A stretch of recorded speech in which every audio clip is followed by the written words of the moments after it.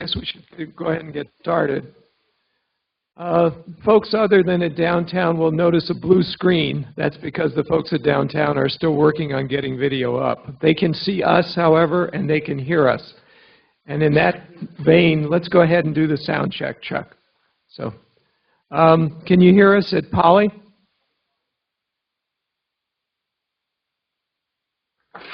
Yes, we can hear you. Okay. Poly says yes. Can you hear us out at West? Yes, we can. Okay. Downtown, can you hear us? Yes, we can. Can you hear us? Yep, we got you. Okay, so that takes care of the sound check. Now I guess we should do the clicker check. So you want to go ahead and put up the questions, Chuck?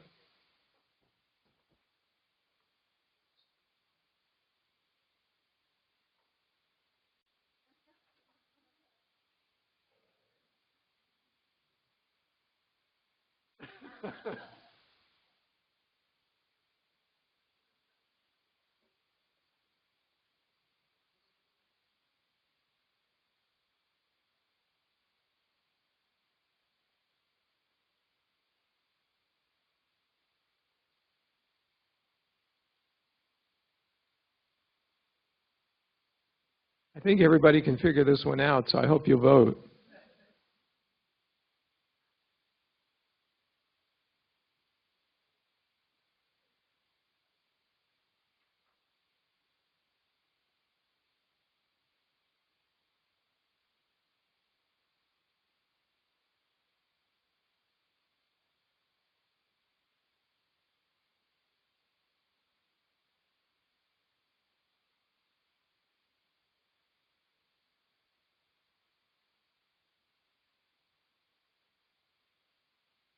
Okay, why don't you go ahead, Chuck, unless you think we'll get some more.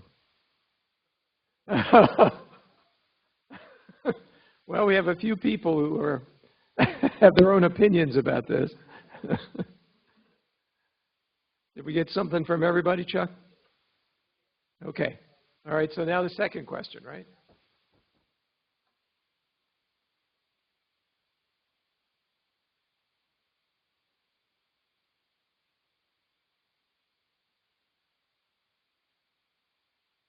For those of you who may not know, RFC is request for consultation.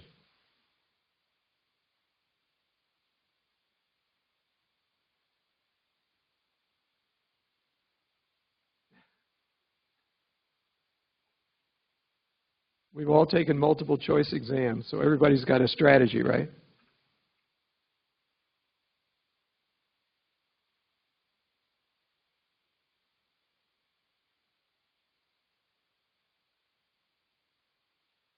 Okay, that's fine. Yeah, go ahead. Oh, that's pretty good. The right answer is 48.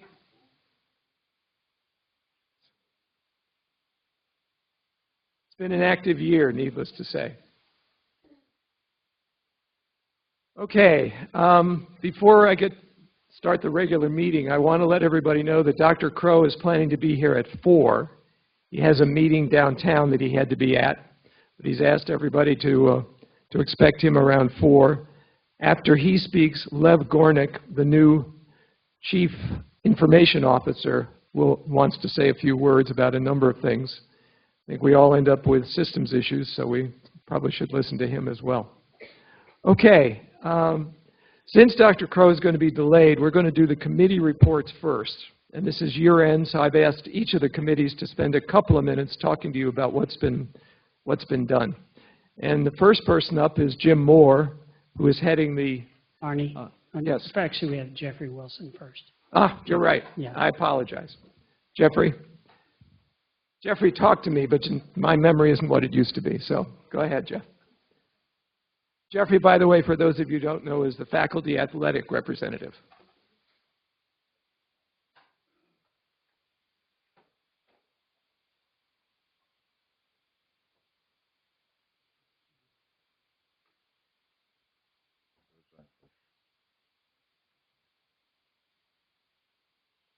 Good evening, or good afternoon, or whatever time of the day it is downtown. I'm happy to be here. Each year I get an opportunity to come and let you know about the state of affairs in athletics based on academics. In case you don't know, I'm the faculty athletic representative, and my role is not to hire and fire coaches. My role is to make sure that the athletes have what it takes to make them successful in the classroom. And that's what I want to report on you today. Some quick numbers, that nice takeaway. We have about 109 graduates in 2016-17. We had about 34 in the fall. In case you don't know, the athletic department has about 625 student athletes. So if you divide that by 4, you'll get an idea about how many will be ending each year. We boast about this year, we have had a GPA. In last fall, we have had a GPA with a female student at 3.39,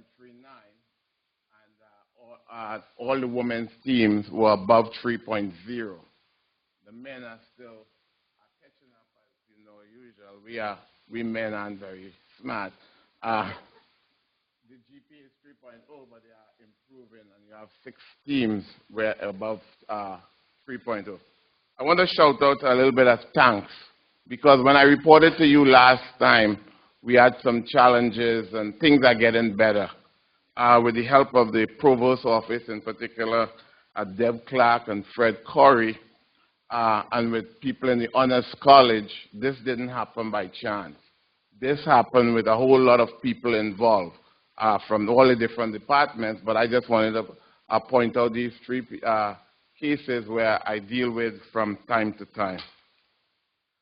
Just to give you a little idea what's going on with on the national front, we are working with 2 big issues right now. One is transfer policy. As it stands right now, a student athlete can't just say, I want to transfer and be allowed to transfer. In the Pac-12, we will allow, at times, we'll allow you to transfer to anywhere except the other 11 schools. Over time, the public comments have really reached out to NCAA and so on. And so now one of the policies that we are looking at, one of the transfer policies, is allowing students a certain amount of time to say to a coach, I would like to leave and go someplace else. Obviously, that has, by the time a student say, I want to transfer, you know that marriage is already broken. And so what we're trying to work on is how we can let this happen in different ways and protect the student athlete just in case he or she changes their mind. Another thing that we're working on is eligibility. Once I declare that I want to go to the draft, I'm a basketball player, football player, whatever, and I decide I want to go to the draft. I may feel that I'm good, and then when the draft comes, I'm not that good. Right now, they cannot come back to school. They cannot come back to school. And so we are working on, that doesn't make a lot of sense. Why don't you let them come back to school? And if you have no place for them, why then don't you let them transfer and go to whatever school may have a place for them? So those are the 2 big issues that we are working on this year. I wanted to share something with you. You read in the newspaper, no doubt, about a week or 2 ago. And I got up and some of you do text me and some of you do email me. And that morning, a lot of people emailed me and said, what is going on here? How can these players lose their scholarship? Well, I thought that I should take a few minutes and try to explain what goes on. When a player has a scholarship, that player has the right to academic privileges and has a right to the team. However, if he or she and the coach, if that is broken, the coach has the right to say, you cannot play on this team anymore. But that's where it stops. The coach cannot say, you don't have a right to do your academics here. The scholarship is about academics. And if they try to do that, the student athlete will be told that cannot happen. They will appeal and they will get their scholarship back. And what I do at that time, I will have a committee. Some of you in this room have served on those committees. and where we understand, let the coach and the athletic department know that that cannot happen. So when but what was said was really said out of context. This has happened every time we hire a new coach. The coach comes and say, I have, my standards are quite different to these standards. And so what we do at that point in time, I will sit down with the coach, as I did with Coach Herman Edwards, and I did with the last soccer coach and all these other coaches. This is the deal. We understand you didn't recruit these kids. We understand all of that. But this kid has a scholarship not given by the athletic department, but given by the university. The other point I want to make is that I want to thank many of you in the room who is part of our faculty ambassador program. The coaches reached out to us and asked if somehow the faculty could be involved more in the recruiting. And so that has really worked well. You would see, I don't do anything with coaching, but you will, if you look at the profiles coming in basketball and in football in particular, this fall, you will be really pleased all around. How do the female and male sports, how they do in Title IX? Title IX is something that we continue to work on. When I go to a coach or when I talk to the AD, Ray, I do not talk about money. I only talk about the facilities for the student athletes, whether it's as far as academics are concerned, whether it's mental health, whatever the situation is. The fact that they don't have money is, I'm blinded to that. I'm supposed to be blinded to that. So something like Title IX, we have to get the coaches, like the Charlie, the basketball coach, and Hurley, the men's basketball coach. Those are things, if they make different salaries, that's not what Title IX is about. These things have to come up. The facilities for both teams must come up to a certain standard. Now, on one hand, and something I didn't think I would have enough time to share with you today, but I want you to understand that in athletics, if you add up all the, and I'm not here an advocate for athletics, I'm here telling you about what goes on from the student side and how it impacts the student. If you add up all the money from the men's sport and all the money from the women's sport, you will see that the football team is the one that really carries the burden, and in many ways. And if ever you want a discussion offline, I'm happy to tell you what I know, because I'm supposed to be representing your interest, which is the academic side, in front of the athletic department. And then finally, we have a video that I understand that because I was tardy in sending it along this morning, no way you could see that quickly. And so, but there's a nice video that's been the student athletes did. It's about mental health. One of the big things at Washington State University recently, one of the quarterbacks committed suicide. And when those things happen, we take these things seriously, knowing that these things could possibly happen anywhere. No school is free from such things. And so we went out, they went out across the 12 campuses, and we here working with SAC, they have a very nice video. So if you could get some point in time to look at that video, the password is ASU. When they ask you for the password, just say ASU. You would be really impressed. And that was, no faculty is in it, so don't feel bad. But you'll say, oh, that's a great job done by the student athletes are the ones that came together. I was there in the meeting where they were discussing, and the people from the health area came in and asked what you guys want to do, and so they did that. And then one last thing, with all of these mental issues going on, we are going to have, we already have good services, and I don't say this because the provost is sitting there and is, this is the truth. I need to tell you the truth. We have one of the best set of services mental health-wise in the Pac-12. Unfortunately, I am the president of the council of the Pac-12 this year. I say unfortunately because it's just, as you know, what it is to be a president. Unfortunate. So, and if you have any questions, I'm happy to take that right now. So, any questions from downtown? No questions from downtown. Okay. From West? No questions from West. From Poly? No, thank you. And I don't see any at Tempe. So, Jeffrey, I think you're excused. Thank you.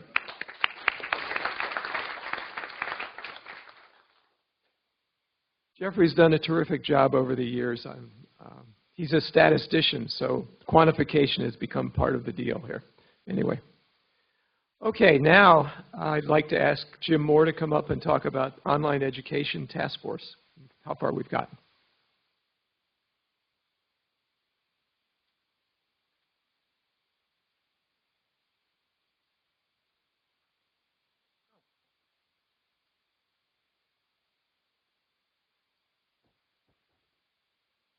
Oh, good.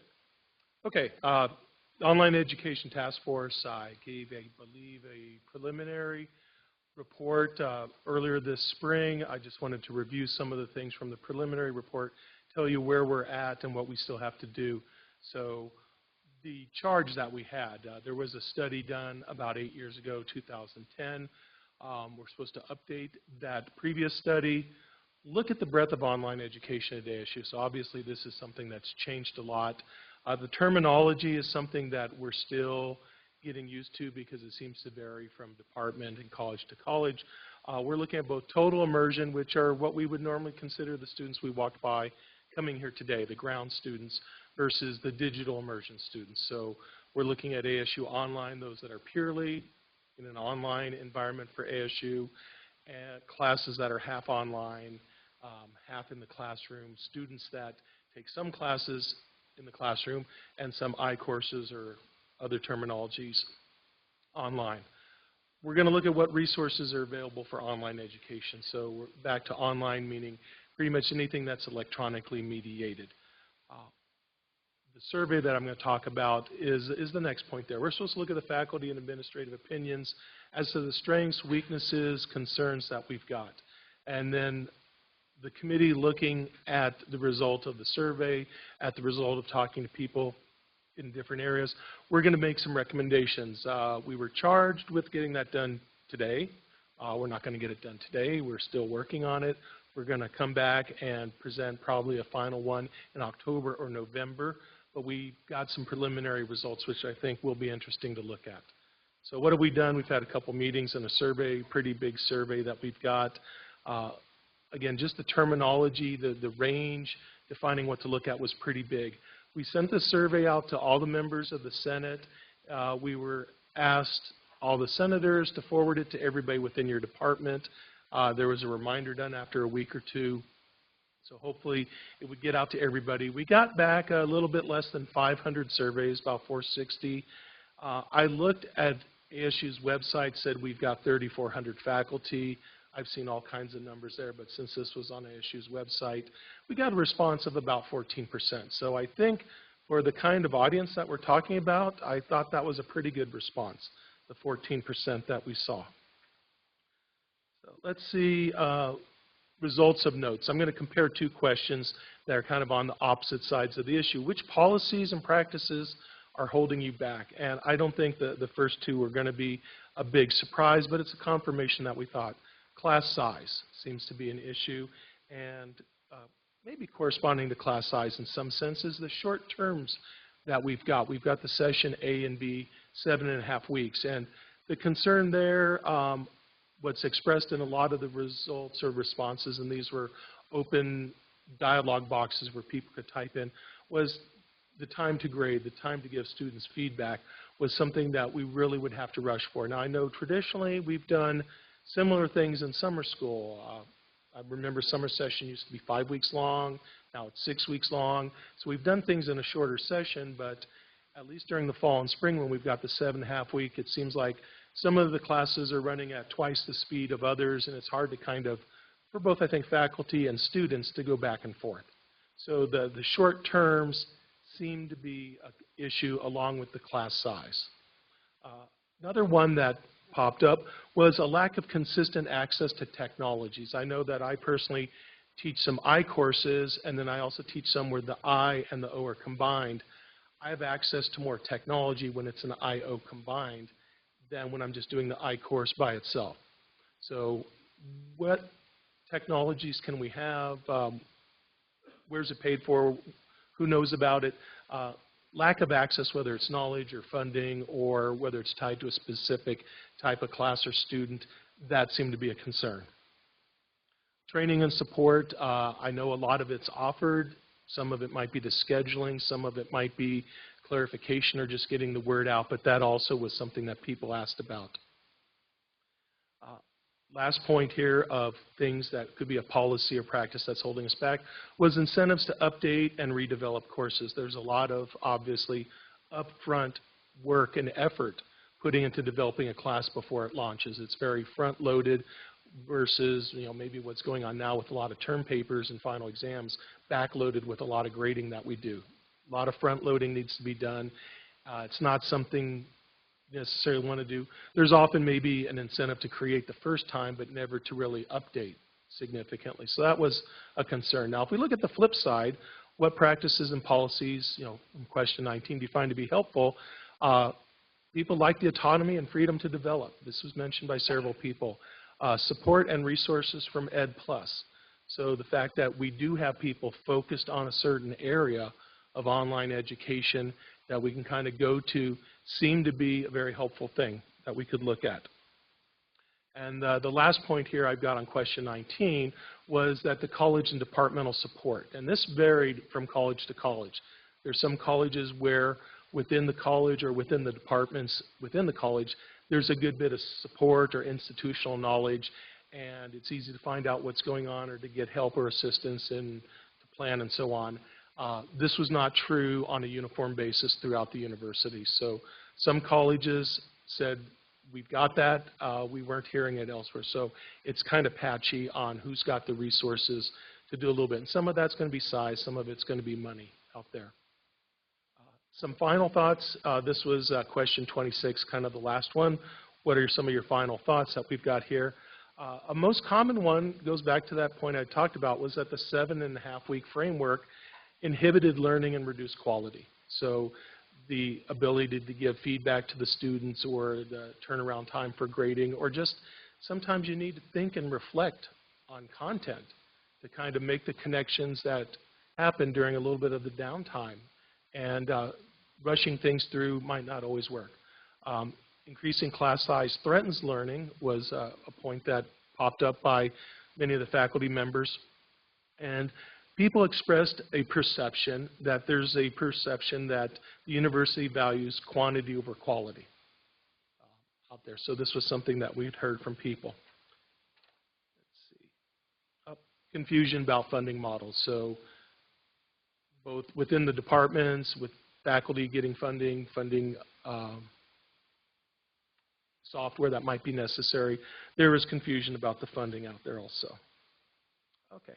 What's next? We've got a lot of data that we're looking at, certainly with the qualitative data that we have. You all had an opportunity to see the survey or to take the survey. So you might remember there was a lot of kind of fill-in-the-blank stuff. So looking at both the answers and also who was giving the answers. I haven't really broken this down by colleges or type of faculty level within the colleges, if there's going to be some kind of difference, but kind of looking at what I think people were going to be most interested at the beginning was what we presented. So over the summer, we've got people looking at different aspects of the question. There's going to be a lot more analysis going on. We're going to meet again in the fall, and sometime in October, November, we're going to present the final report with recommendations to the Senate, to the faculty body here. So, any questions?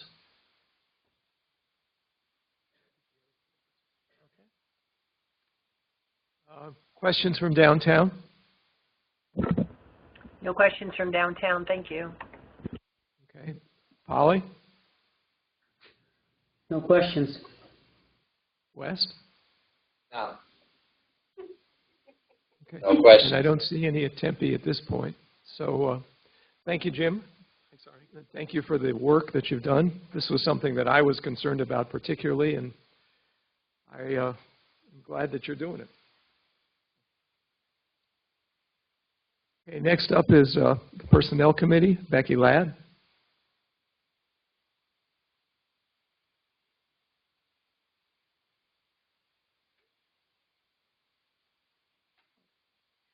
First, I'll just say that the annual report will be coming out within a day or two. So what I want to just do is just give you the kind of topics that we looked at. So if you want more information, let you know that that's where you would go to the annual review. So remember those 48 RFCs, our group did 7 of them, at least, the ones that I'll be talking about. 2 of them are now closed. So we looked into the threshold for receiving health benefits, and it was just decided that this is a decision that's made at the state level, and there's not much we can do about that. The other one is the faculty concerns with the academic calendar. Vice Provost Clark has explained to me how this is just kind of an anomaly year, and that if we have any conflicts going forward, we should just address those to our chairs, but that maybe next fall it won't start quite so early. And then there are 5 that we're keeping open, that even though we've made a lot of progress on, we just still want to follow through. So for instance, Dave Wells is chairing our NTE issues subcommittee, and so he'll have a separate report for that. Unit bylaws will just kind of carry forward to next year. Maybe they'll be doing a template possibility. The parental leave when both parents are ASU employees is just still on the table. So really nothing moving there, but just kind of keep it open for follow-up. Our committee was tasked with looking at merit pay raises, and we wrote a letter to President Crow. It was well received, so we just wanted to kind of follow up and see what comes of that. And finally, we looked at the dependent documentation when the name, when your name is different from your dependents, and the letter is being drafted by Kevin Salcido and Vice Provost Clark to the Arizona Department of Administration asking for relief from that documentation requirement. Any questions? Are we taking questions? I hope so. Questions from West? Anybody? No, no questions. Okay. Holly? No questions. It's an interesting day, right? Okay. Day before finals. Anyway, downtown? No questions. Okay, and I don't see any at Tempe. Thank you, Becky. It's been an interesting year. I will tell you that if I were sticking around for another year, I'd be especially concerned about the dependent different names, because I got into that today. Had to find our marriage certificate. That was an interesting problem. But anyway. Okay. Student Faculty Policy Committee, Dan?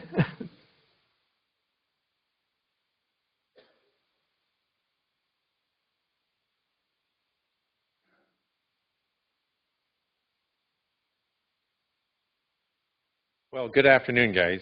I've had the honor and the privilege to work with 13 others in the Student Faculty Policy Committee. I thought we're quite active and helpful in moving some of our programs and our requests for consultations forward. We had quite a number of them this year. I thought rather than going through all of them and so forth, the report I think is posted now. I think it's posted, so you can certainly see the posted and some of the details. But I thought I'd hit on a couple of them that I think we're particularly proud of. We had 2 of them get passed by the Senate this past March, and so now we will be trying to help with the Provost's office in implementing those going forward. One was the inclusion of Title IX requirements that we're generally asked to do anyway in our syllabi, and then the other was some recommendations or some suggestions for us to put into through the syllabus policy again, with some recommendations for us to try to keep some of our materials out of Course Hero and other public sites, some recommended wording that the Provost's office and legal counsel had given us to include in that. So that got approved last time. And the other one was that got approved was a review of policies governing the assignment of graders according to class size and so forth. And again, that got approved. That was not almost a unanimous vote, and we'll work with the Provost's office to help implement that next year. A couple of other items that we're pretty proud of. This is one that we've been working on for a couple of years, but the math department that's out there, thank you guys. On Friday, February 23rd, 2018, we implemented an online proctoring service for the incoming freshman math placement exam. And so I think that will help quite a number of us in our programs and our students, quite frankly. Get into the right courses that they need to start their career with. The other was we're working with the Provost Arnie. It's largely been working with Arnie, and Arnie's been talking to Provost Searle about the summer school schedule. And so nothing's happening to the summer school schedule this year, but we're hoping in the 2019 summer school session we can go from a standard 5-day week to maybe a 4-day week. And I think there's some strong support for that. So we're pretty encouraged by that.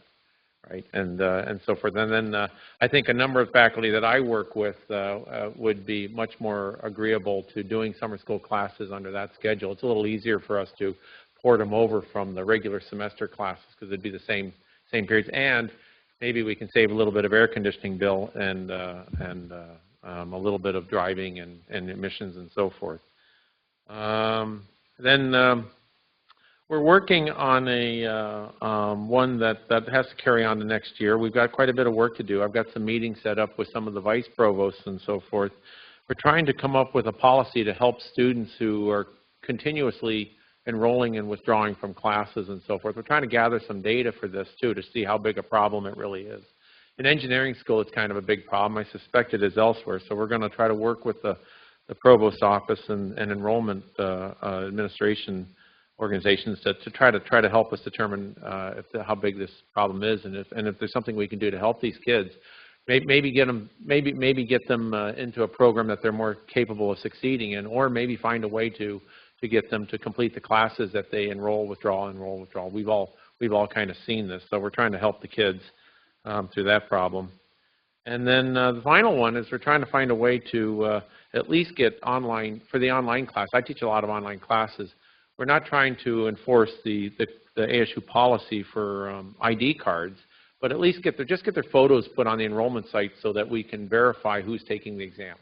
And so we're going to try to work that one again with the folks next year. And like I said, there's several others that we worked on, but those are kind of highlights for us.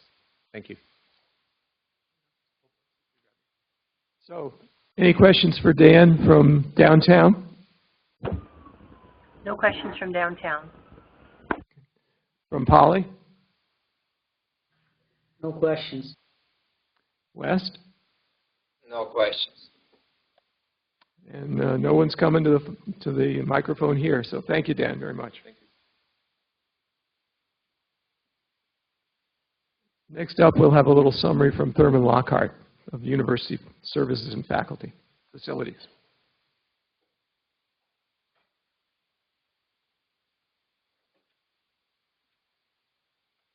Hello, everyone. All right. As you know, last month we talked about the work that is being carried out by our committee, and one of the important issues that came up was the campus lactation rooms availability as well as the accessibility. And as of last week, University Academic Council has approved the recommendation and is going forward to Morgan Olson on that one. So I think, and then we'll loop back and inform you further what goes on there. We're also working on the dark zone, not only just regular parking lot, but dark zone in general. We have completed the Polytechnic parking lot. We have begun the west parking lot, and we're going to be continuing this effort throughout the year, actually, because the lighting requirement actually changes throughout the season, as we find out. So we will really need to actually assess it over a whole year to really look at, find out really what's going on. So we'll continue this effort. Another effort that we're going to be continuing is the maintenance issue. And we talked about the liaison type of program that are available. And we'll dig deeper a little bit and find out a little more information for you guys to come out and talk and find out what that liaison program is really all about. We still don't know what that is, actually. And so I think there's a lot to be figured out there. There's an emergency video that is being developed, and I think we're almost done with that. So we have completed most of this task, and we'll continue forward next year as well. That's all I have. So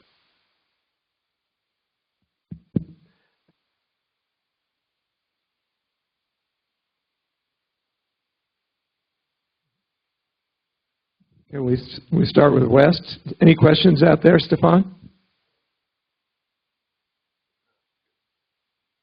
No questions.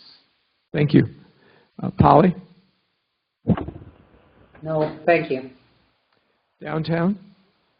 No questions, thank you. Okay, and seeing none at Tempe at this point. Thanks.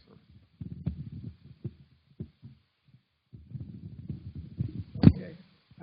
Last is, okay, yeah, let's figure that out. Okay. Thank you. Now we have Greg Stone, who's going to talk a little bit about research and creative activities.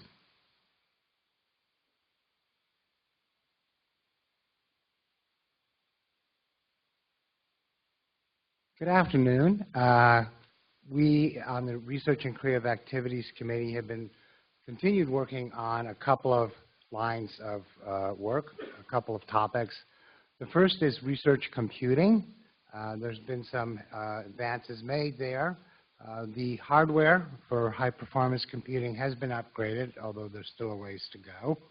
And actually now there are hours for all members, I believe, of the Academic Assembly, if not exactly that, pretty close.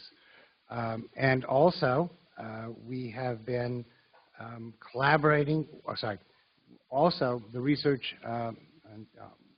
computing has been consolidated so that it's all now under the auspices of OCAD.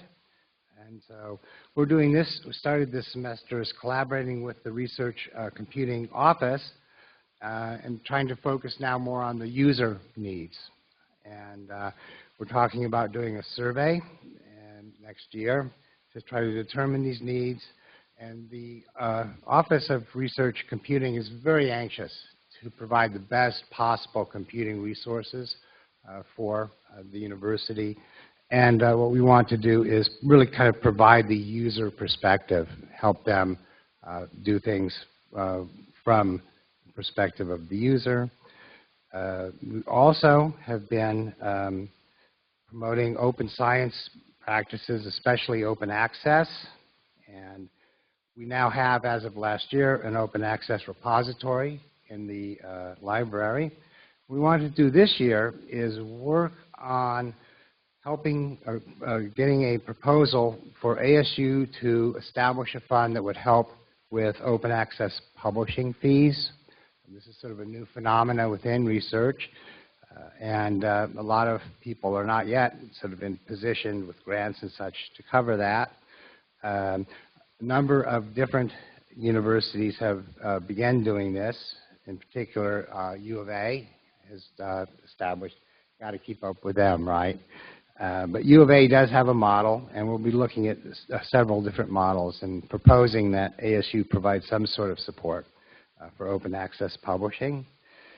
Finally, I'd just like to mention that this is our first year as a standing committee of the Senate, and so we've really been establishing a new relationship with OCAD. I feel that we have a really good working relationship now with OCAD, and hopefully that will continue going forward. Any questions?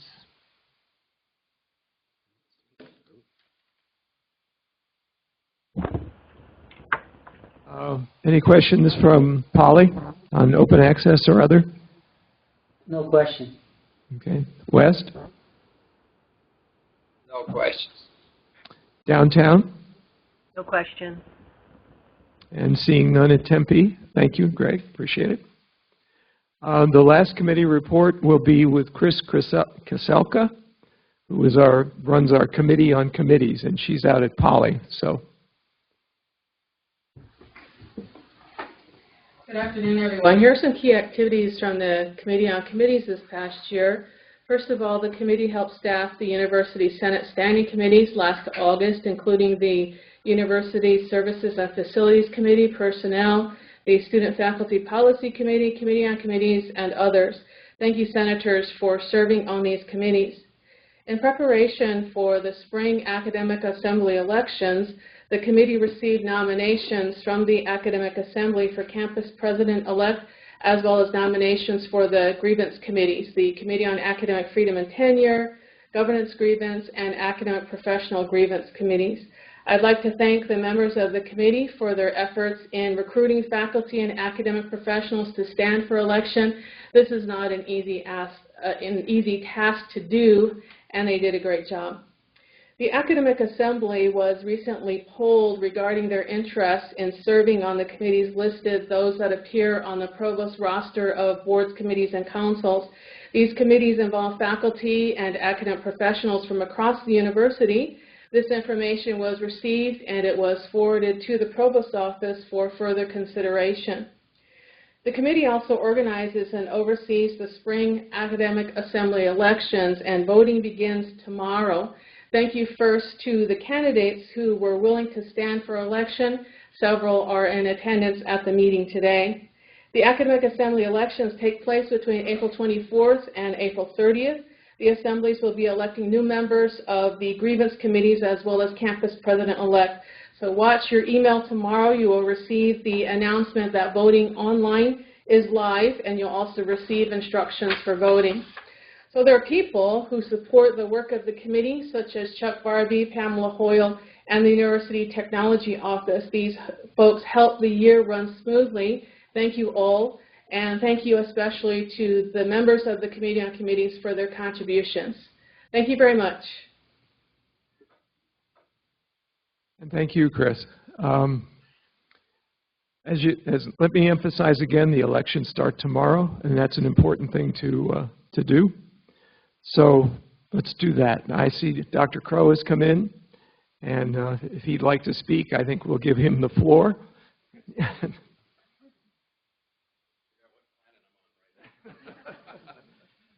Not all of you out there, so I have to figure out what planet I'm on first. So thank you.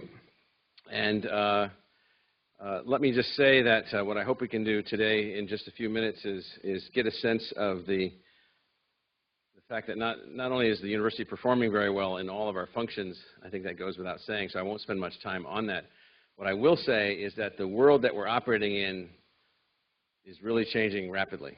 And what I mean by rapidly, let me just give you a little story. So a counterpart of mine, a guy by the name of Mitchell Daniels, former governor of Indiana, former director of the Office of Management and Budget, former president of a big pharmaceutical company, Eli Lilly North America.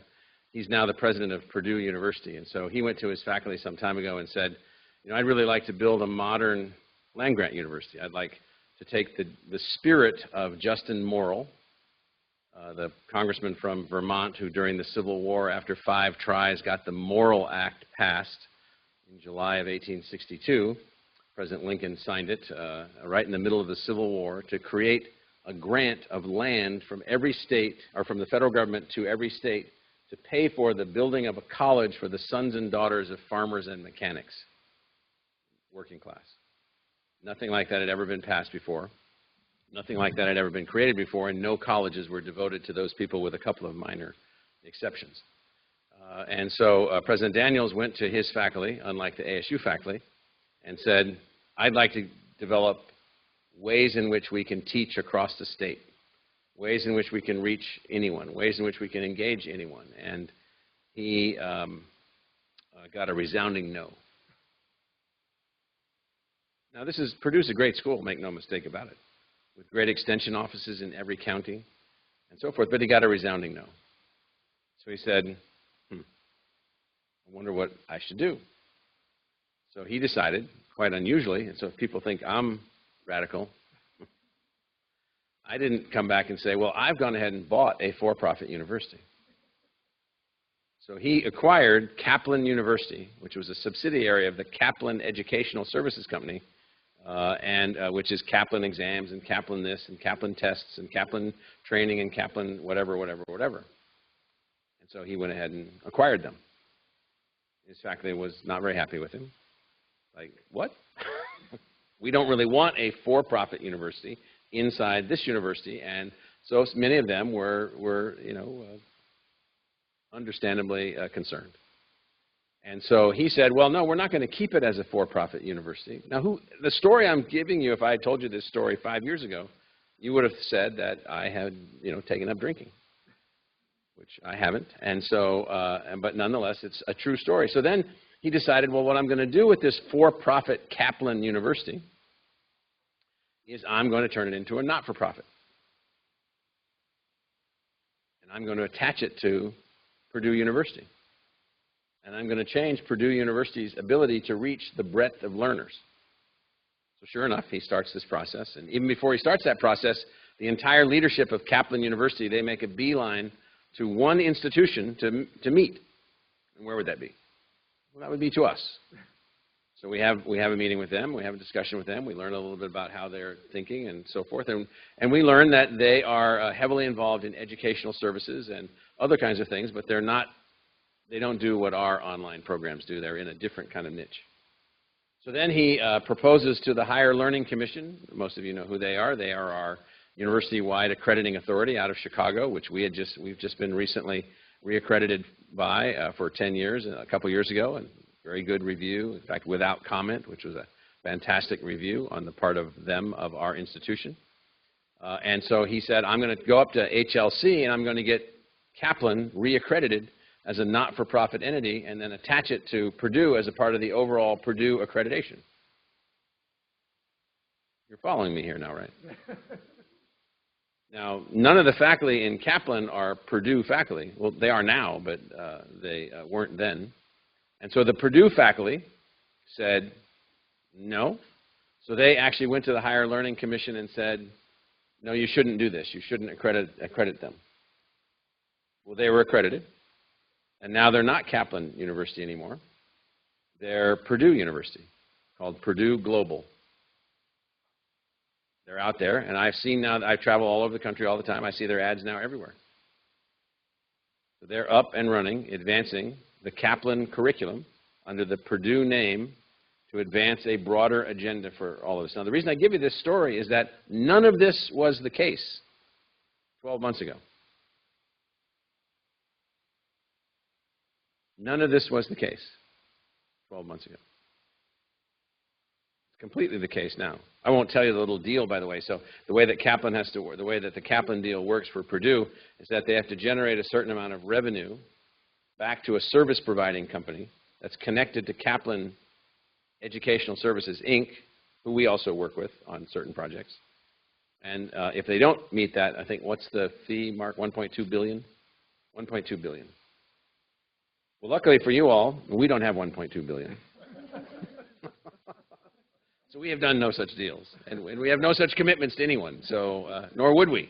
But what we do have is we have a creative, dynamic, engaged faculty enhanced by and empowered by a fantastic technology and instructional design team that now is allowing us to reach 32,000 online degree seekers who are slightly less than 1%, or 1/10 of 1%, slightly less than 1/10 of 1% of those people that went to college in the United States that never graduated. I think that's a worthy undertaking, and I think most of you do also, and I think from the faculty that I talk to, they believe in that. But we're doing this with our content, our faculty, our departments, our schools, our degree programs, and I think that's what I hope will continue to be our hallmark. Our ability to make these things happen with the faculty that we have, the students that we have that are working with us, and so forth. And so the reason for giving you this story is not so much the interesting details about President Daniels, but really, again, yet another indicator of the rate of change. Purdue University, which is among the most conservative of all of the land-grant universities in the country, has now transformed itself instantly. Now, another thing, so along the way, Michigan State University, another university that we know very well because Purdue University and Michigan State University are both members of the University Innovation Alliance. So like us, they were heavily funded by the MasterCard Foundation to produce new future leaders for Africa. So between 6 American universities and 4 or 5 Canadian universities, we were charged with the assignment of producing literally thousands of future leaders for Africa. And we've been bringing in these students. One of them won a Rhodes Scholarship from ASU last year, a kid from Zimbabwe. He's won this Rhodes Scholarship from Zimbabwe by being a student here at ASU. He was in engineering. Fantastic outcome. Well, the entire Michigan State program was eliminated by the MasterCard Foundation because of matters related to the issues associated with the discipline within their institution relative to the mistreatment of girls by an athletic trainer involved with the institution. That now it comes out that people were basically aware that some of these things were going on and actions were not taken. One person, one trainer.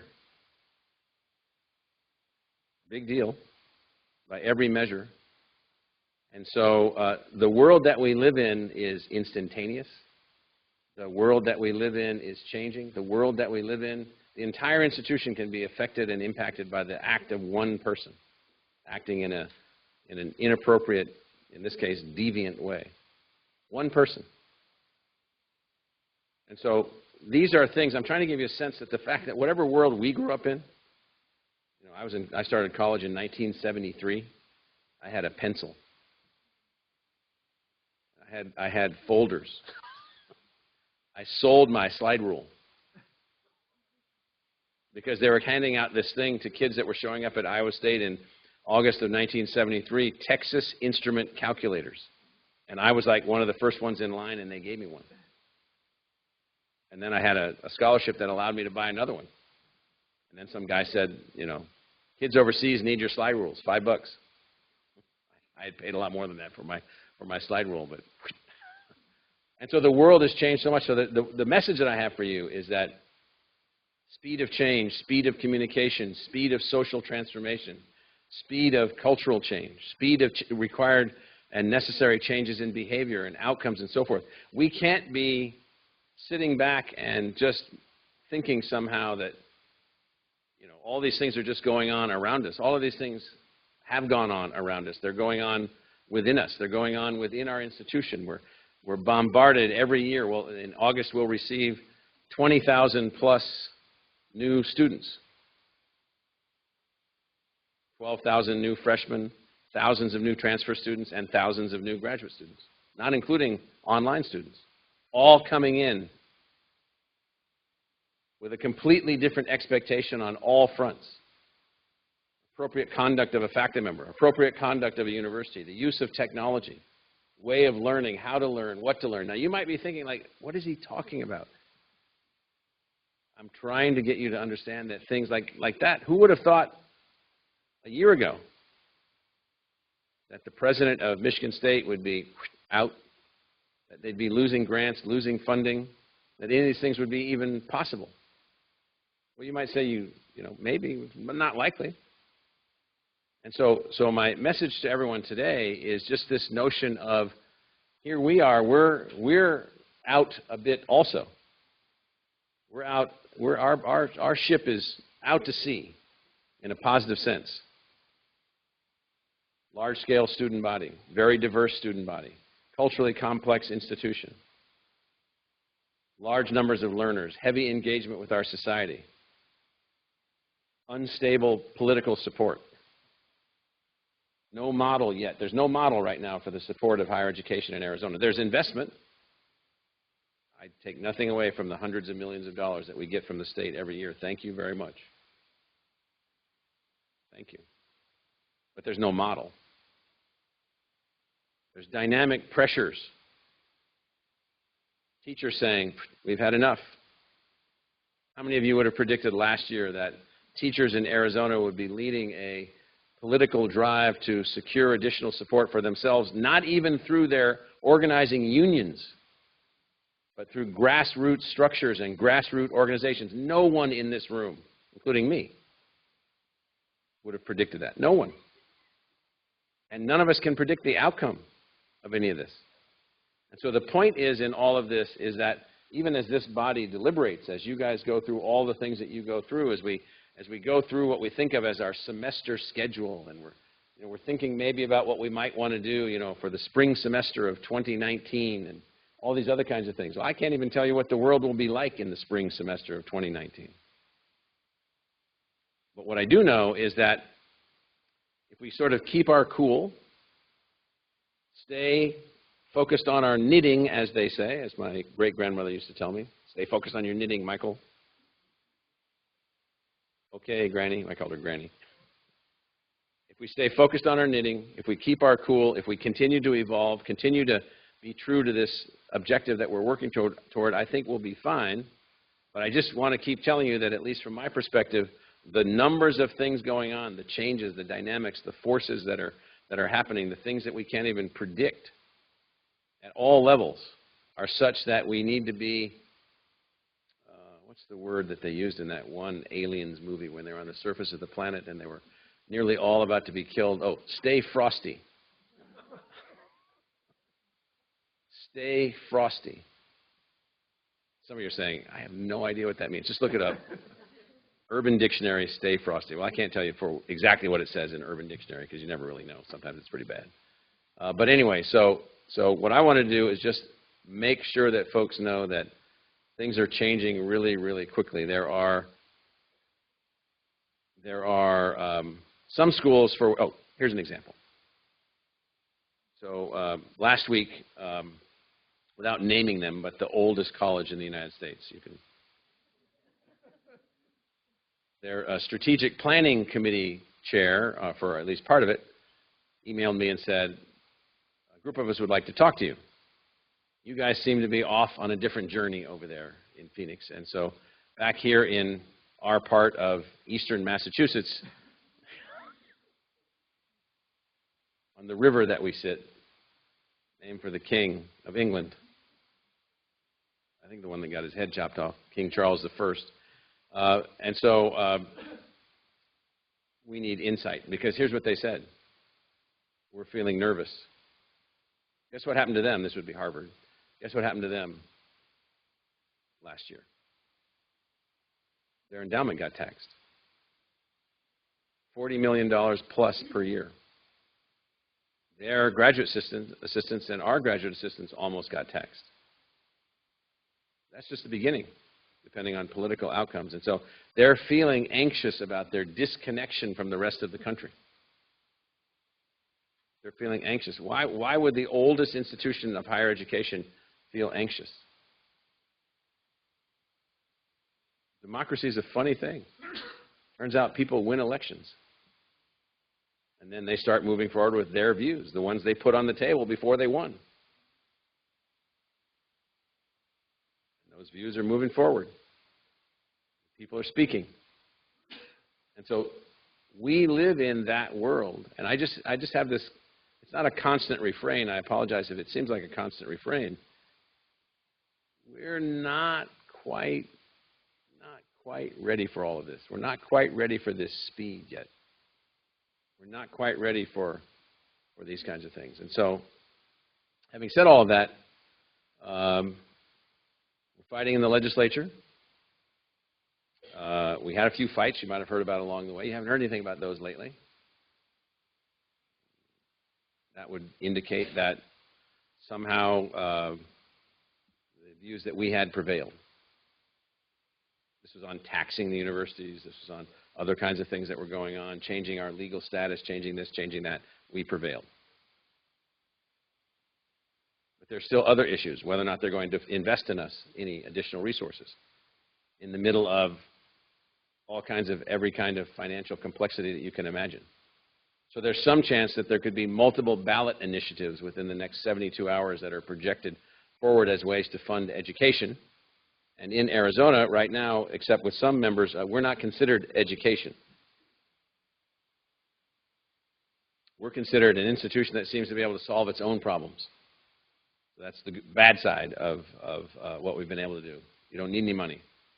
And so our argument back to them is, forget us, forget the university, focus on the students. Fund them. Now, we just delivered a 0% tuition increase for our in-state students. No class fees, no program fees, no differential tuition, no tuition increase. We're not doing that to be humorous. We're not doing that because it's easy. It turns out that is an unbelievable challenge for us. We're trying to do that to say something to the people of Arizona. We understand that our institution has to do everything that we possibly can do to deliver to your families, in the spirit of a public-purposed institution, access to a world-class education at the lowest possible cost. even though you are sending people to the legislature who are not interested in investing in the institution. Now, you might say, as people have said to me, often while I'm walking along wondering who they are talking to me at the airport, you might say, well, why do you do stupid things like that? Just raise the tuition. Force the legislature into action. So we have consistently never taken the path of using the people as a pawn in a political equation. In other states, they have. Not admitting students after admitted, not permitting students to come to the universities after they're admitted because the legislature didn't fund their slots, sending them packing. We've never done that, nor will we do that, at least while I'm here. I just think that's not appropriate. And so I do have to report to you, we don't have a worked out deal with the state. We're so weird now as an operating entity that some of them actually think that if they took away all of our funding and taxed us, our performance would go even higher. I assure them that this is not the case, that we actually need their funding to be able to maintain the quality of the environment that we have to move things forward. Now, I'll say one last thing without revealing the details, because Provost Searle will get humor in this. So we recently have been negotiating with a potential candidate, we don't know if they're a candidate yet, against another private institution. And so the package offered in the letter that we have a copy of from the competing institution looks something like this. 9-month salary, what was it, 3 what? 4? Over $400,000. A $500,000 forgivable loan for a dwelling. Another $500,000 matter associated with an existing loan on an existing house. Spousal hire. What was the other elements? Certain number of appointments. Now, so this is a faculty member we would love to have. And his teaching load, or her teaching load, 0. There's no required teaching. Now, we live in a different world. We live in a different world. And what I mean by that is we'd love to have this faculty member, and we may find a way, we may finagle a way to get this faculty member. Not with that offer. But the institutions that we're, so sort of my last point, we're competing in a world against these institutions also. For the acquisition of talent, for our operating budget and our operating style and so forth and so on. And so it just gets exceedingly difficult against a private university that can charge $55,000 for tuition per year, et cetera, et cetera, et cetera. In this case, they charge, I think they have, their social work degree is $90,000 online. They charge $90,000 for their social work degree. And people pay it without complaining. So there's another element to the world here, and that is that we have to find a way to compete while being unbelievably efficient to make this all work on the kind of financial structure that we've built within the institution. So having said all that, more than enough, I think. I'll open up the floor for questions if there's time for questions. There should be time for questions, I'm told, by the president. Other campuses. So over at West, do you have any questions for President Crow? No questions from West. No questions. Okay. Things can work like that. Polly? Thank you. No questions. Look at that. Downtown?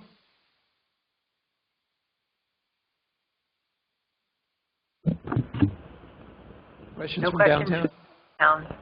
Okay. Thank you. No questions here. Yep. I can't let you get off that easy. Okay.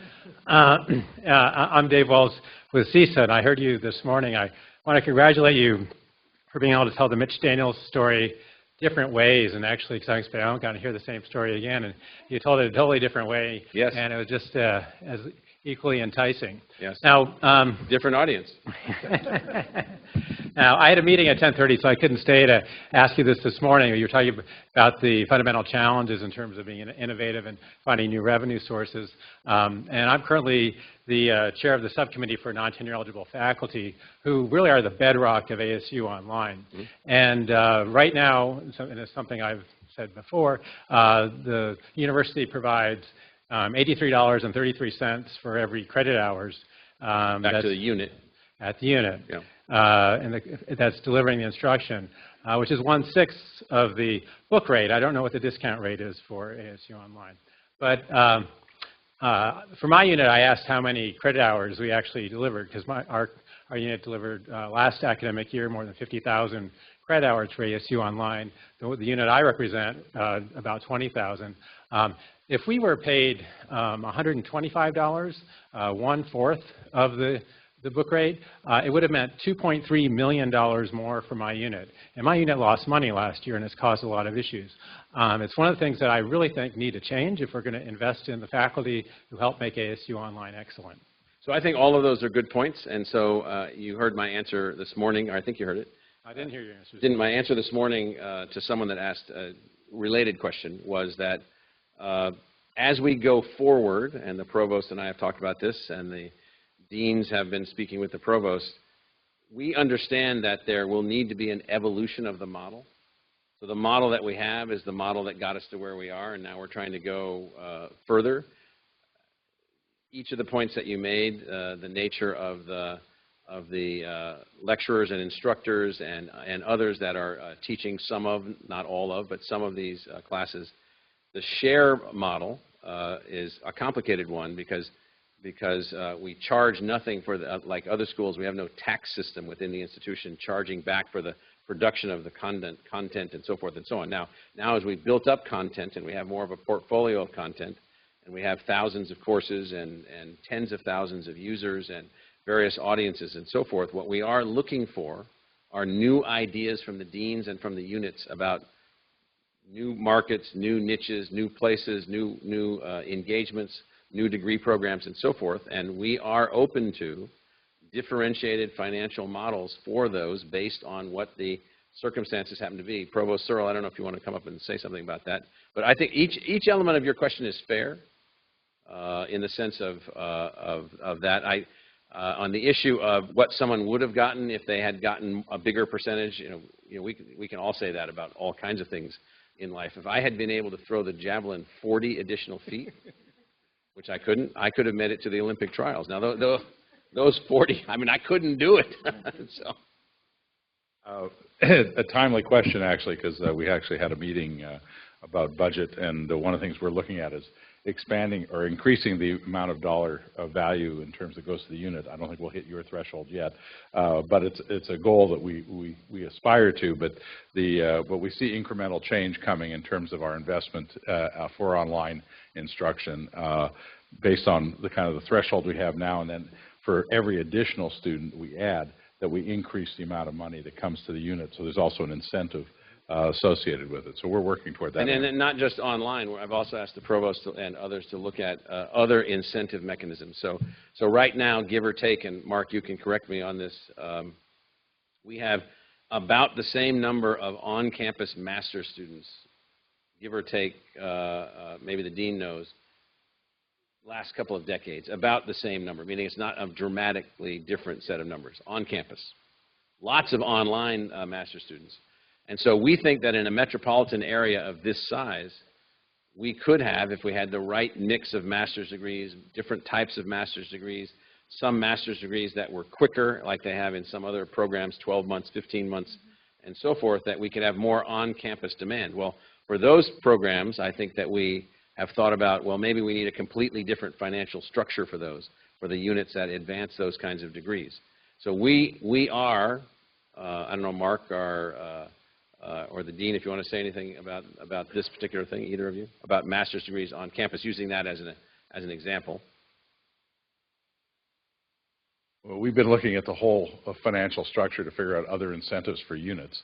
and we haven't kind of finalized that, but master's degree enrollment is one of the things we've done. And one of the things that actually prior to 2015, when I was asked to take on this role, we didn't fund nearly as many master's students as we do now in terms of enrollment growth. So we're now, and we've increased that. We're funding, I think, at $2,000 per student. We're now at $4,000. So there is a tremendous net impact to that's the unit. That's an example of a change in the, in the financial incentive structure. So I'll also say one other thing which goes to your question, and it's a bigger problem than it might appear. And so one of the things that we're realizing now is that we've gone through a phase of intense central budget control and central initiatives, and we need to find a way to move away from that level of intensity and find a way to empower the units more to be, you know, driving out on their own, which will require a different financial model. Now, we can't wreck the financial train that we have right now to get to that, but so we're looking at that also, and we're right in the middle of looking at these models and thinking about them. Now, at other universities, including the university that I came from, the way that they managed all of this was through something that I abhor, which is taxes within the institution. And so while I was at Columbia, the law school paid a 60% tax of all of its revenue to support the arts and sciences faculty and other elements of the university. 60% of all their revenue was taxed for the rest of the university. So they grew their class in the law school large, used a very high tuition number and a very high revenue number to get the number that they needed to run the law school, then used the excess revenue from the law school to then fund other departments like classics or art history or the Italian department or other units that couldn't generate enough money to maintain themselves. And so that kind of financial exchange creates within the university then a lack of willingness to work together because everybody's competing. And so we've avoided that. But we are looking at without taxation. That means when we do buildings, we don't tax. When we do this, we don't tax. When we have building use, we don't tax. We have this one administrative charge that's sort of on all transactions going on. It's modest compared to what most universities, very modest compared to what most universities have. And so you've raised the question at the right moment where we're thinking about all these things. The most important message to give back is that very thoughtful, articulated proposals with market outcomes that derive student engagement and student revenue that might be on a different financial model, we will look at those. And so that's another way to sort of look at this. So thank you for that question. Sorry for the long answer. Hi, I'm LaDawn Haglund from School of Social Transformation.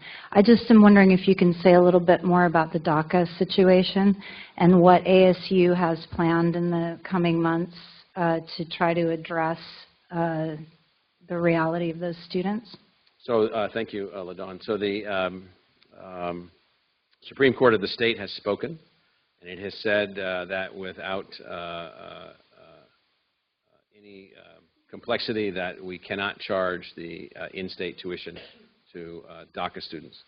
So DACA students are students here legally present in the United States based on an executive order of President Obama. That order has been extended and extended and extended. We have low hundreds, 300 or so. I mean, some are graduating. So 200 to 300 students in DACA status. Where we think that we're going to end up, and we're in the process of communicating with them as we speak, although we're arguing a little bit internally right now, mostly with me.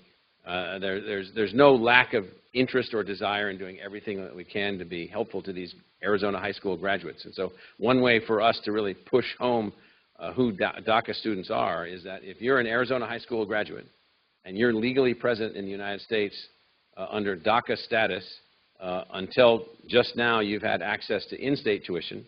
Now you have access to tuition at what is our cost, so that there is no public expenditure benefiting your tuition. So it turns out we just had our cost of instruction audited.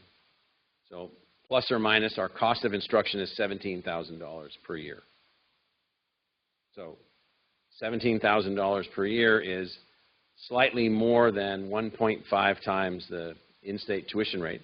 So let's say that we'll probably come out and say then that that we'll have multiple tuitions. So we have a tuition for in-state students. We have a tuition for Arizona graduates Arizona high school graduates who are legally present under DACA status. That will be, give or take, $17,000. We have out-of-state tuition, which is closer to $30,000, and then we have international student tuition, which is right at $30,000. Just over $30,000, right? So that's kind of the range. Now, for the kid who's here as a DACA student at the $17,000 level, we're going to apply the same financial aid rules to them that we would apply to any student from Arizona. It's just that their base tuition price is different. And then from non-public sources, we will then derive financial aid packages for those students to enable them to complete their degrees and move forward with their lives. And so we have raised money. We're continuing to raise money. We have private sources of financial aid support. We're out there raising more financial aid support. We just got a big chunk of resources that we think we can live off of. We have a partnership with a group in Washington that's helping us with financial aid. We have other national groups that are helping us with financial aid. And so I believe that the students that are here now that are trying to complete will be fine.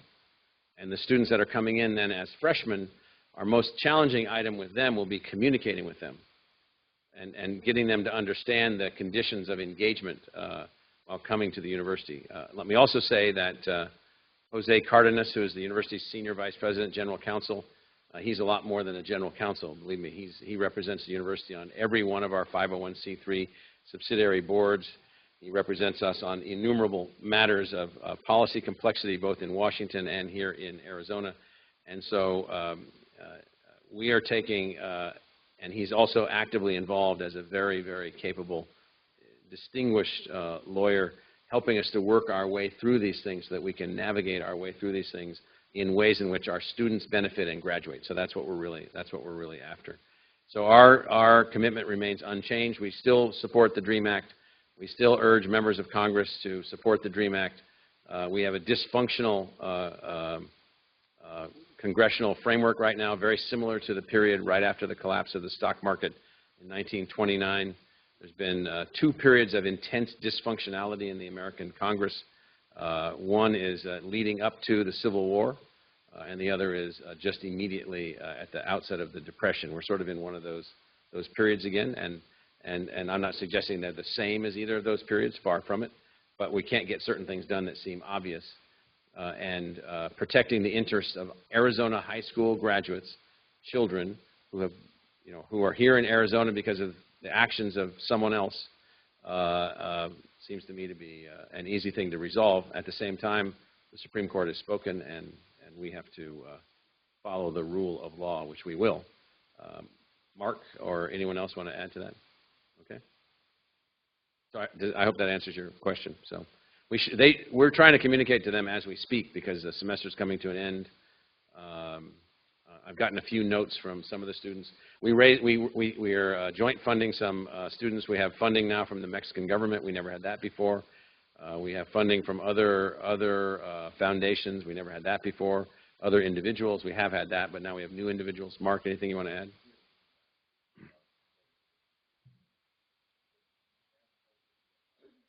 So 40 to 50 students, working with them, what's going on, circumstance. There is still a lot of fear in this student group relative to actions by U.S. government officials and others. I will say that I may have mentioned this to you before, we were very upset with some behavior by ICE officers, not related to undocumented students, but related to some other students, where they were sending inappropriate text messages to our international students who were legally here on visas. This was a different thing. And so we saw these messages, reacted with the full force of our legal brainiacs who work for us, and we got both an apology from ICE and a changed behavior from ICE. And so we're not letting our students free float out there just sort of on their own. These were basically, in my view, misbehaving, overzealous individuals operating on their own, thinking that they could get certain kinds of outcomes by harassing these students, which is what they were doing. These were legally present on visa international students attending Arizona State University. Now, that doesn't mean that we also don't work with ICE in the sense of, as we would work with any law enforcement organization, you know, we would, but it has to be under the right terms, the right conditions, the right whatever. All right. Thank you. All right. Thank you. Yep.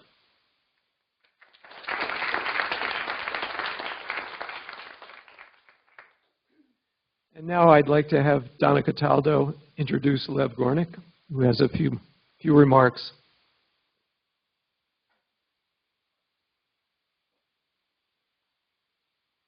Thank you, Arnie. Good afternoon. So I have had the pleasure of being one of the faculty representatives for our learning management system. And I know I probably repeated many times that we have not a decision, so finally we do have a decision. So that being said, we have decided to move from Blackboard to Canvas by Instructure. And it was interesting in an email that our provost sent out, and all due respect said after a 20-month process. So I checked my email, and it was a 30-month process, which is good because honestly it gave us every opportunity to do several things. One, have a lot of faculty involvement because it really was a faculty-driven and academic-driven initiative. We had a lot of opportunity to have faculty kind of run Canvas and Blackboard in parallel, and both from large class sizes to smaller class sizes that really have a lot of more data-driven, heavy content, had a lot of success, and again, it really took us a lot of time to come to this decision. The key is you have over a year, which I know will come quickly. I believe we'll run in parallel June 30th, 2019. 2019, not June 30th coming up. So we'll have over 400 days to run in parallel, during which time you can port over your information. And I know Lev will talk a lot more about this, but honestly, after spending what was 30 months on this process, I really feel very confident that moving forward in our future, this is going to be a platform that will really support faculty teaching and our student learning, and just in terms of workload, really decrease some of the minutia that has been a problem with Blackboard, and just some of our predictable but really unnecessary kind of problems that we've had with Blackboard will now be wonderfully circumnavigated. So I will let Lev speak to more specific points and some of the things that I know we have coming up maybe over the summer for support. Okay. Thank you. Good afternoon, everybody. My name is Lev Gornick. I recently joined ASU. Yes, we have colleagues afar. Lev Gornick recently joined ASU to serve as the Chief Information Officer and the guy responsible for the University Technology Office. As I like to say, Chief Bottle Washer. I wanted to share 4 developments. Donna was kind enough to kind of tee up the first, and I'm hoping if we have something in the way of a PowerPoint, I can actually help get you to your cocktails or to whatever it is that creating final papers, whatever the case may be. So if we go to the next slide. As Donna shared, after 900 days, whatever it is, something on that order, with support driven by the faculty, with support from the provost, and actually a collaboration by lots of folks in the UTO, we managed to drive through a very complicated negotiation. Obviously, ASU is a very big customer, and the technical details are not trivial for a cutover. And in fact, there will be no big bang in this effort, so as to make sure that we can scale without disruption. As Donna shared, we'll be running in parallel for the next 14 months. And there will be a staging process. In fact, if you want to, while many of you are online, want to just take a note of lms.asu.edu. You will see the lots of detail as well as a commitment to actually publicly sharing the schedule of prepared early transitions, as well as anticipating that there will be those for lots of good reasons who will be choosing to be later in the process. One of the fundamental issues around all key technologies is whether or not they are reliable and available. And Blackboard, for reasons that this campus knows better than actually most any other university in the land, knows that that was not always the case with Blackboard. I've had multiple conversations with the CEO and with his direct team, and made it abundantly clear that without operational excellence, the truth is that product did not really have an opportunity to credibly tell us where they were going. The most important part technically for the new product is actually that it is a fully native cloud product, which doesn't mean that it'll never go down.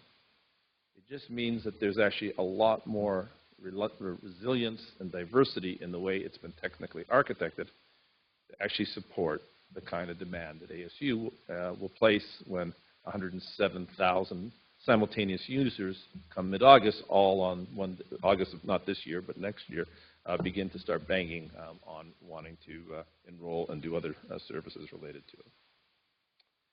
So again, I think you will see in lms.asu.edu lots of information regarding the process. As Donna shared, the provost circulated a note on Friday informing deans of the decision and those faculty colleagues who were part of the process. And today we officially share with you that development. I'm going to briefly go over a couple of other things that you will see begin to change.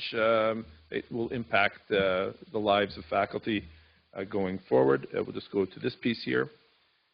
Another decision that was well underway by the time I arrived in November was a commitment to a new financial system.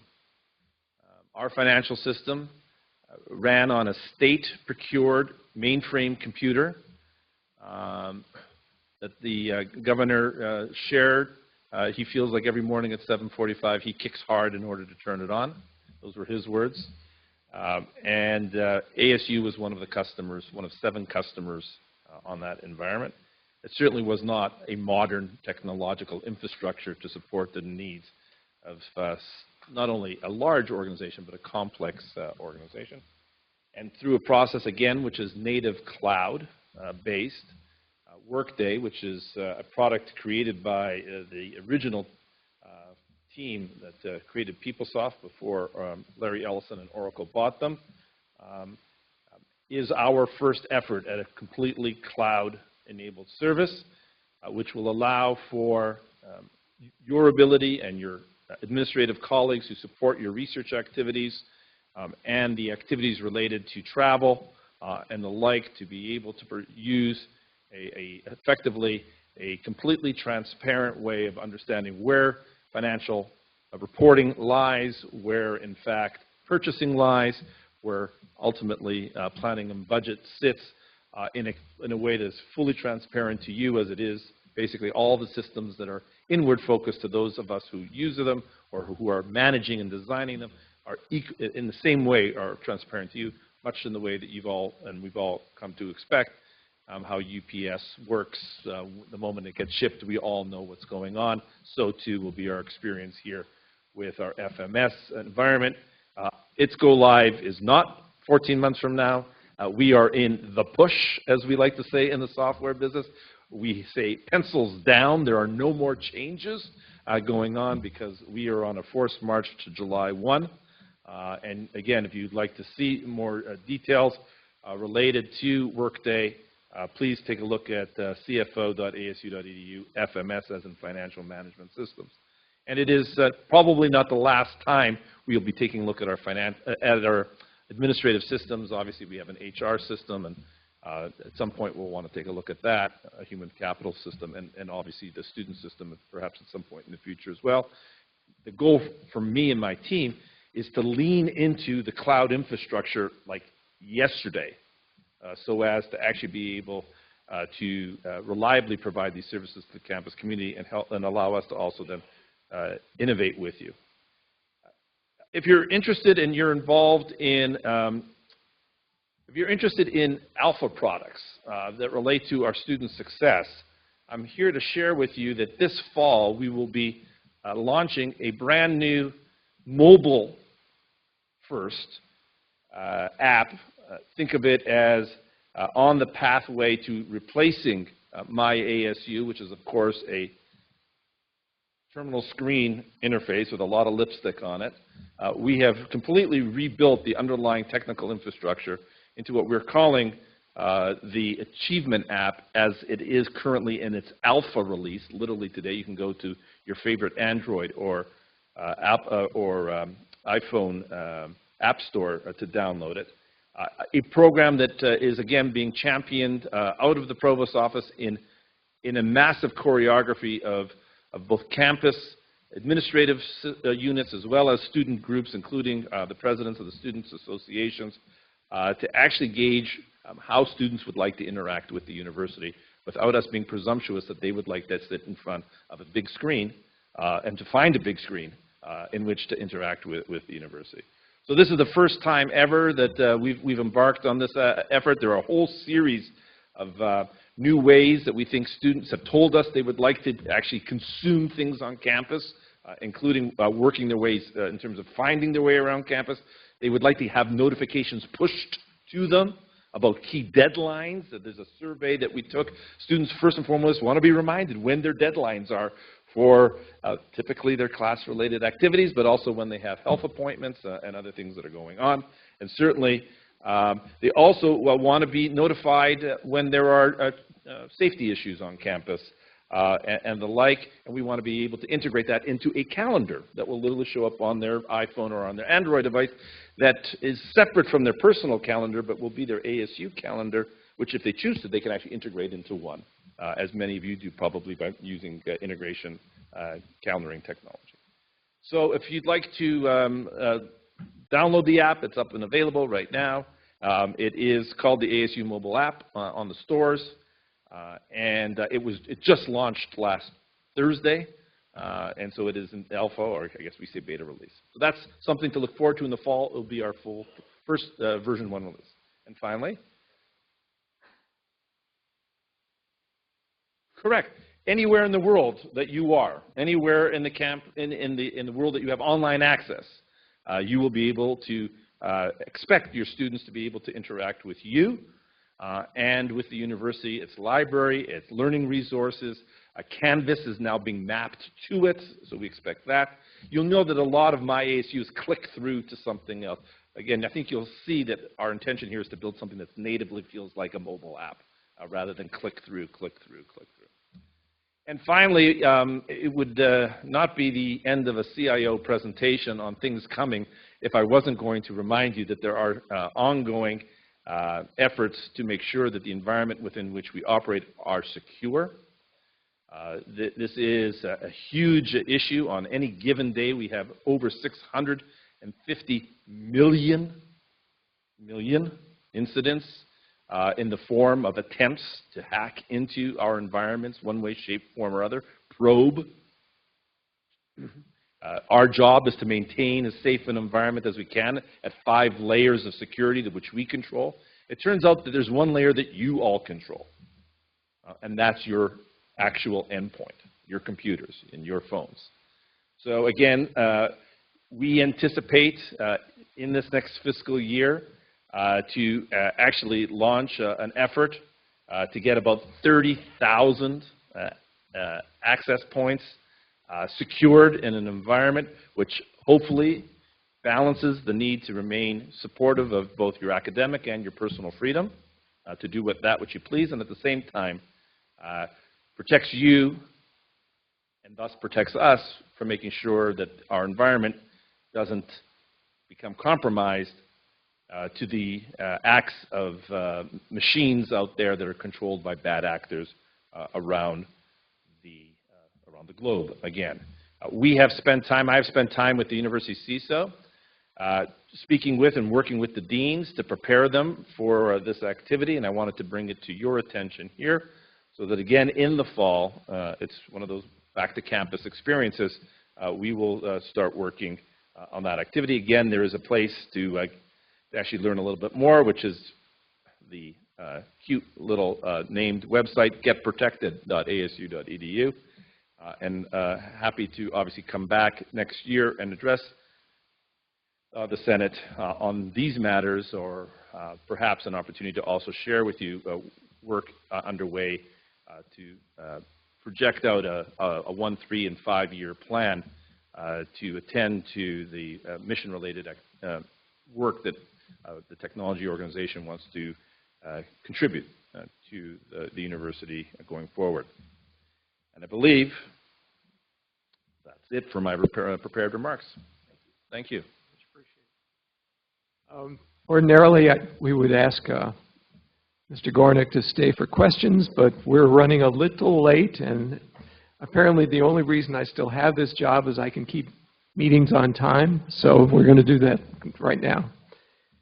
The next part of this agenda is my report. I ordinarily would have a few other things to say, but I just wanted to, since this is my last meeting, I wanted to first thank all of you, and I also wanted to thank in particular Chuck Barbie, Pam Hoyle, and the committee chairs, because those are the folks who do the work.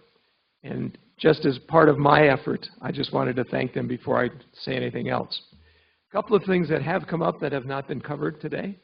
One is that Dr. Crow has agreed to respond in writing to the salary letter that was put out by the Personnel Committee. I think that's a really good opportunity. You can all hear, you've all heard the complicated financial situation we're in, but I think that Dr. Crow will find a way to at least let us know what's going on. Other than that, I would just say that Morgan Olson has agreed to take a look at the lactation room issues. He's also responded to those kinds of questions. Wednesday is Denim Day, for those of you who don't know. Denim Day is the day that we all are recognizing the issues of sexual violence, and I would hope that you would recommend to your faculty members to deal with that. You can either wear denim or there are actual denim labels around. And finally,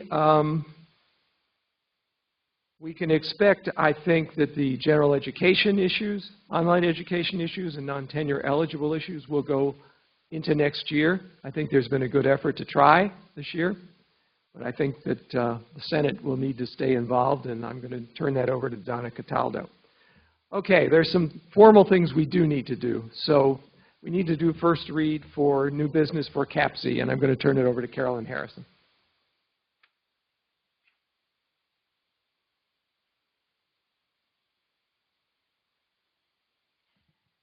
I'm going to try to reach back to when I was in Boston and see how fast I can talk for you. First of all, just to let you know that to date, CAPC did take a look at 64 program proposals, and we now have another 24 I'm about to read for you today, for a total of 88 proposals that we have looked at, discussed, and sent on to the Senate. And I want to personally thank the committee for all the work that they have done. So the following 24 proposals will be discussed at the CAPC meeting on Thursday and brought back to the Senate for a vote next fall, I guess the end of August. So if you have any concerns, questions, please get them to us before Thursday so we can make sure we have the right people at the CAPC meeting. So there is a request from the College of Health Solutions for the disestablishment of an academic unit, Department of Biomedical Informatics. Request from the College of Health Solutions for the disestablishment of an academic unit, International School of Biomedical Diagnostics. Request from the College of Health Solutions for the disestablishment of an academic unit, School of Nutrition and Health Promotion. Request from the College of Health Solutions for the disestablishment of an academic unit, School for the Science of Healthcare Delivery. Request Request from the College of Health Solutions for the disestablishment of an academic unit, Department of Speech and Hearing Science. Request from the College of Liberal Arts and Sciences, School of International Letters and Cultures for the establishment of an undergraduate certificate, Globalization and Culture. Request from the College of Nursing and Health Innovation for the disestablishment of a graduate certificate, Community and Public Health Practice. Request from the College of Nursing and Health Innovation for the name change of an undergraduate degree from Health Innovation BS to Health Entrepreneurship and Innovation BS. Request from the Walter Cronkite School of Journalism and Mass Communication for the disestablishment of a graduate certificate, Business Journalism. Request from the Mary Lou Fulton Teachers College Division of Teacher Preparation to change the academic organization of an undergraduate degree, BAE in Educational Studies. Thank you, Carolyn. Now, the next thing is a consent agenda for the new courses. That was, I think you can all find that. That is Senate Motion 2018-51. And my first question will be, does anyone have any reason to pull a course off of this consent agenda? And let me go around, starting with downtown. Any courses to come off? We're good, thank you. Okay. Polly? No, thank you. Okay. West? No, thank you. Anybody here want to pull a course off the consent agenda? Okay, with that, Chuck, well, let's go ahead and put it up for a vote.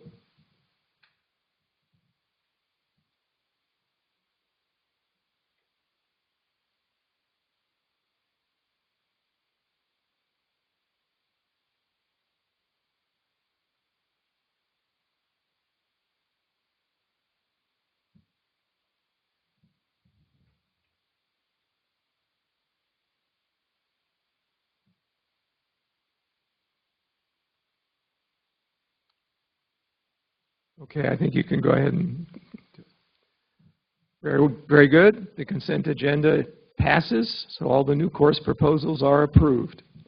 Now, I'll turn it back over to Carolyn. The following course proposals were all approved at the last meeting of CAPC and are presented as a consent agenda to the Senate today. Request from the College of Liberal Arts and Sciences, School of International Letters and Cultures for the establishment of a graduate certificate, Spanish Language Pedagogy. Request from the College of Liberal Arts and Sciences, School of Historical, Philosophical, and Religious Studies for the establishment of a graduate program, MA in World War II Studies. Request from the College of Health Solutions, Department of Speech and Hearing Science for the establishment of a graduate certificate, Communication Disorders in Multilingual, Multicultural Populations. Request from the College of Health Solutions, Department of Speech and Hearing Science for the establishment of a graduate program, MS in Auditory and Language Neuroscience. Request from the College of Health Solutions, School of Nutrition and Health Promotion for the establishment of a graduate program, MS in Medical Nutrition. Request from the College of Integrative Arts, Sciences and Arts, Ira A. Fulton Schools of Engineering, Polytechnic School for the establishment of a graduate program, MS in User Experience. Request from the College of Nursing and Health Innovation for the establishment of a graduate certificate, Acute Care Pediatric Nurse Practitioner. Request from the College of Nursing and Health Innovation, graduate programs for the establishment of a graduate program, MS in Interprofessional Care Coordination. Request from the College of Public Service and Community Solutions, School of Criminology and Criminal Justice for the establishment of an undergraduate certificate, Correctional Studies. Request from the College of Public Service and Community Solutions, School of Social Work for the establishment of an undergraduate certificate, Domestic Violence and Evidence-Based Practice.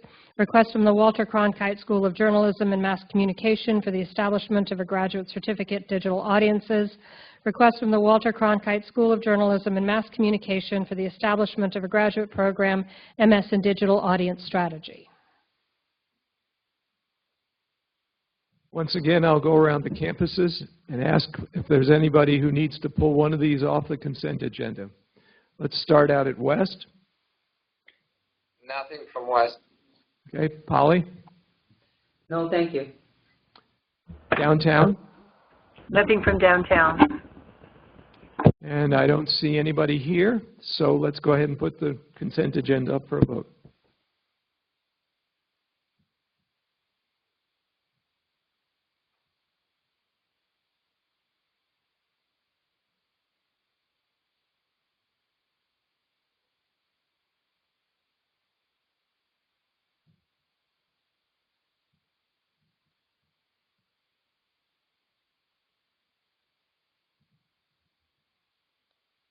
Okay, Chuck, go ahead and close it. Once again, the consent agenda passes. Thank you all very much. All right, we are now down to open forum. If anybody has anything for open forum. I don't see anything. Downtown, do you have anything? Nothing from downtown. West? Actually, yes. I understand we can't have an extended discussion on Canvas right now because it's going to get midnight. But I think there are a couple of really big questions that people want to know the answers of. So one of them is, what is the first semester when people can use Canvas? And the other one is, how easy or how impossible will it be for people to transfer their quizzes and exams from Blackboard onto Canvas because they have invested many hours per person preparing those? Thanks. Donna, do you want to maybe take a couple of those for quickly?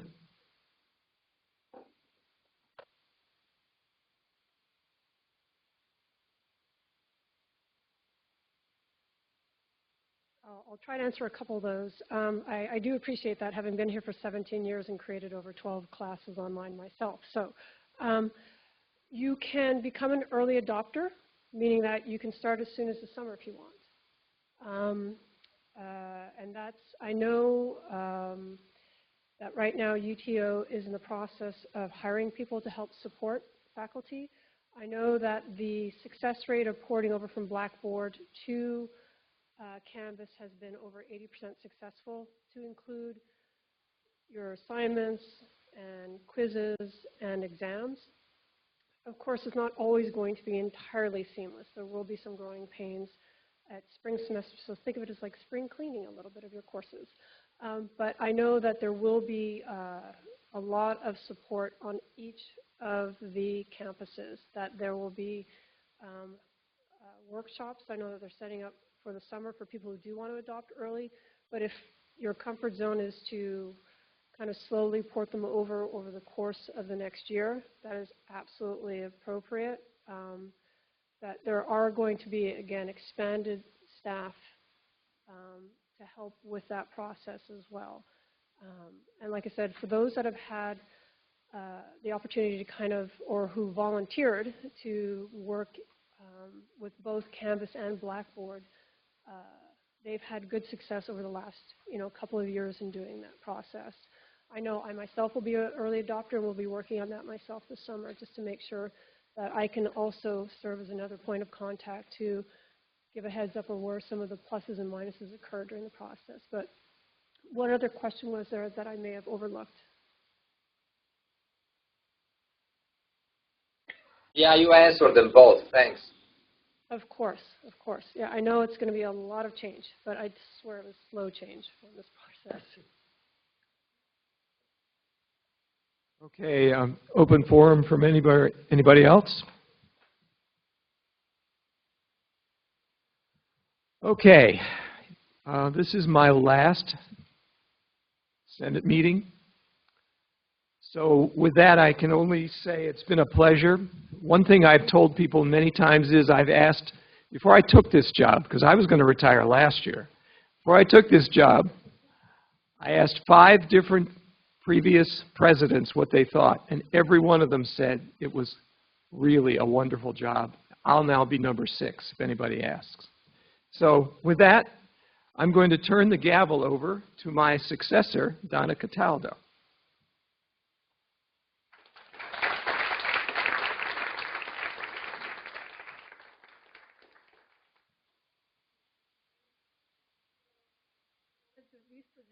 One thing before you leave, and just if you guys will give me just a minute to kind of read. This is in honor of Arnie. Oh, sorry, Arnie. This is in honor of Arnie's hard work, and just if I might read it, this is in recognition of your exemplary integrity, skilled leadership, and compassionate approach towards guiding the University Senate and University Academic Council, and for your dedication to enhancing the prosperity of the faculty through shared governance at Arizona State University. And I sincerely appreciate your mentorship and hope to proceed as in your great steps. Unless you want to stay one more year. No, I've already tried that. All My right. wife is not interested. Thank you so much, Arnie. Thank you.